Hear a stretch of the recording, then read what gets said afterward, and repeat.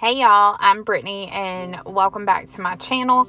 I am going to share 3 super tasty, super easy meals with you, and I hope you enjoy them.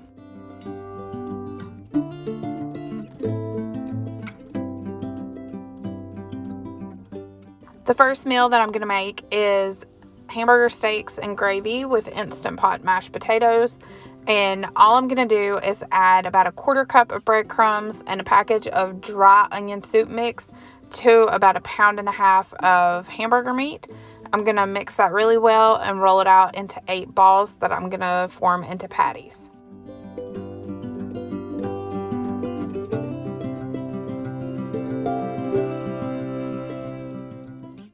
For this part, you can absolutely cook these in a frying pan, but I prefer to cook mine on the George Foreman.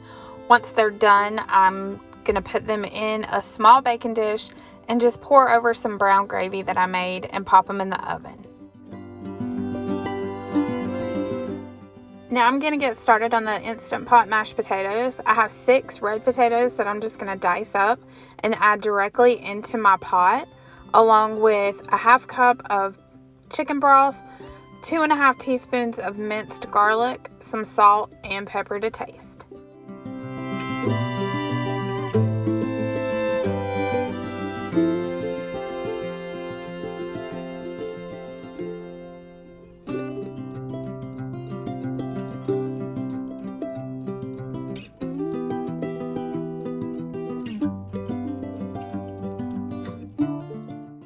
Now that everything's in the pot, I'm going to put the lid on, turn it to seal, turn it on high pressure, and set it to cook for 12 minutes.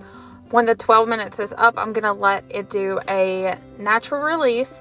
Once that is done, I add in 1 stick of butter and 8 ounces of cream cheese. Put the lid back on and let it melt for about 3 to 5 minutes.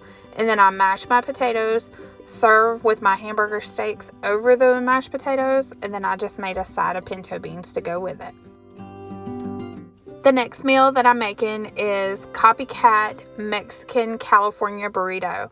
I love to get this at a Mexican restaurant, but it's always so pricey. But this is my version of it. So I just start out by browning up some hamburger and making some taco meat with either packaged seasoning, or you can make your own seasoning and add it in. Once that's done, set it to the side. And then in a bowl, I'm going to add 2 packages of the Knorr Mexican rice and about 3 cups of water. And I just pop that in the microwave to cook for about 12 minutes.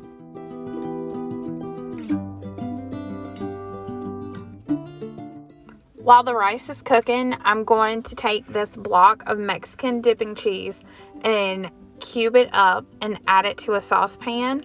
And then to that, I'll add in 9 ounces of milk and stir until the cheese is completely melted.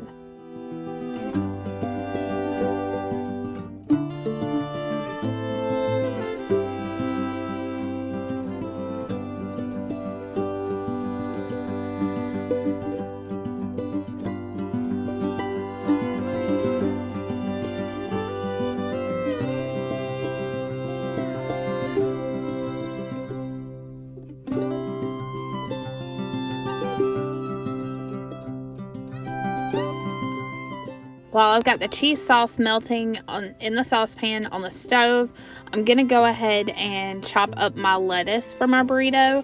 You can use any kind of lettuce that you prefer, but Bibb lettuce or butter lettuce is my favorite.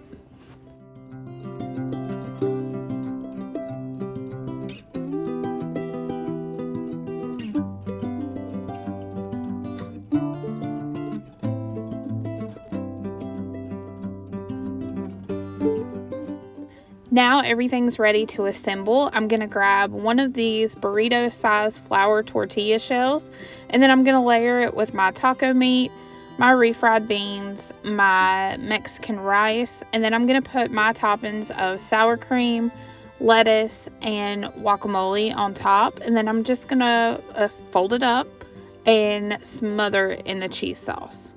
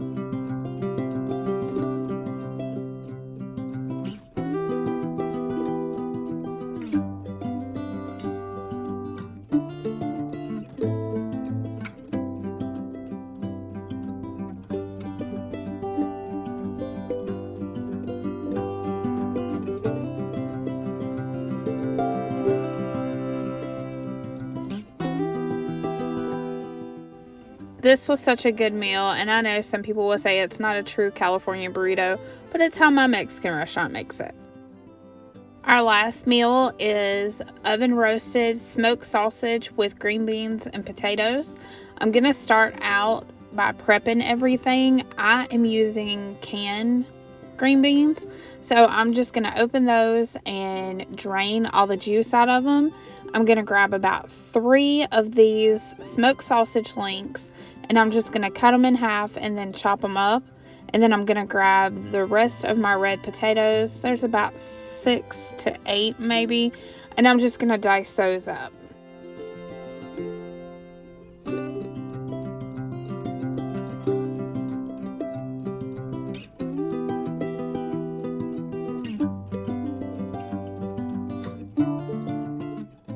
Once I have everything chopped up, I'm going to go ahead and add it all to my large mixing bowl. I'm going to drizzle over about 2 tablespoons of olive oil. I'm going to sprinkle over a teaspoon each of Italian seasoning and garlic powder, and then I'm just going to sprinkle some salt over.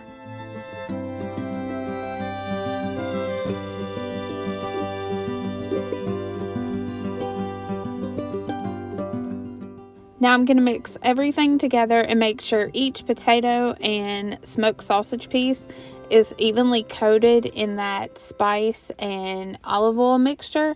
And then I'm going to pour it all out onto a parchment lined baking sheet and bake at 425 for about 25 to 30 minutes.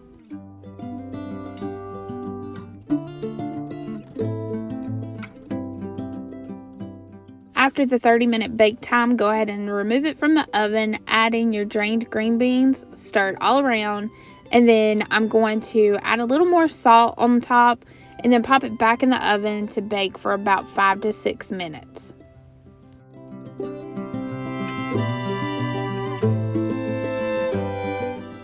Now, after the 5 to 6 minutes, I have removed this from the oven and let it cool for a minute or two, and I'm ready to serve it. I made some macaroni and cheese to go with ours, but you can absolutely make whatever you like.